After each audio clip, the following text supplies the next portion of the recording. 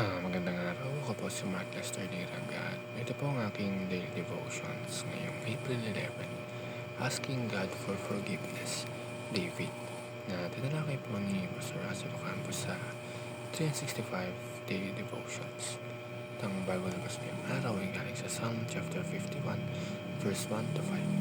Sabi po ay, For the director of music, a psalm of David, when the prophet Nathan came to him after David had committed adultery with Bathsheba. Have mercy on me, O God, according to your unfailing love, according to your great compassion, blot out my transgression. Wash away all my iniquity and cleanse me from my sin. For I know my transgressions, and my sin is always before me.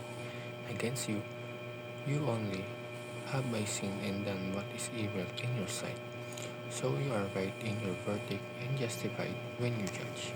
Surely I was sinful at birth, sinful from the time my mother conceived me. Ang Psalm chapter 51 ay isa sa pinaka-personal at pinaka-emosyonal na pangalan ng David. Ito ay isinulat niya matapos siyang makonfront sa kanyang kasalanan. At dito natin makikita kung paano siya tunay na nagsisi at lumapit sa Diyos. At ito ang ating tatlong teachings. Number 1, David admits his sinfulness and depravity. Hindi dinipensa ni David ang sarili niya.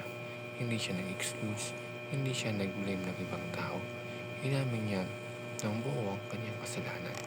Sabi niya, against you, you only have I sinned. Ganito ang tunay na repentance. Honesty. Hindi pagtatago, kundi pag-amin. Minsan kasi, ang tendency natin ay i-justify ang mali natin. Gumagawa tayo ng dahilan para gumana ang pakiramdam natin. Pero ang healing nagsisimula kapag naging totoo tayo sa harap ng Diyos. Pangalawa, David appeals to God's love and mercy. Sa halip na umasa sa sarili niyang kabutihan, umasa si David sa mercy ng Diyos. Alam niyang hindi niya kayang bayaran o itama ang kanyang kasalanan sa sariling paraan. Kaya lumapit siya sa Diyos, hindi dahil deserve niya, kundi dahil mabuti ang Diyos. Ganito rin tayo. Kapag nagkakamali tayo, minsan nahihiya tayong lumapit kay Lord. Feeling natin hindi na tayo worthy. Pero ang truth is, hindi naman talaga tayo worthy. Kaya nga, grace ang tawag. Lumapit tayo sa Diyos hindi dahil perfecto tayo, kundi dahil siya ay mapagmahal at maawain. Ang last teaching, David seeks a transformation of the heart. Hindi lang forgiveness ang hiningi ni David, hiningi niya ang pagbabago ng puso. Sabi niya, create in me a clean heart, O God.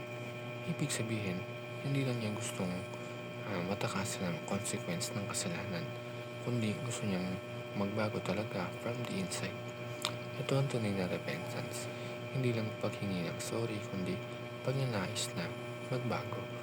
Mga kapatid, ang devotion na ito ay paalala na kahit gaano kabigat ang kasalanan natin, may pag-asa pa rin tayo sa Diyos. Hindi niya hinahanap ang perfectong tao, hinahanap niya ang pusong handang magsisi at magbago. So ngayong araw, kung may dinadala tayong guilt, regret o pagkakamali, huwag kang matakot lumapit sa Diyos. Confess it, surrender it, and ask Him to change your heart.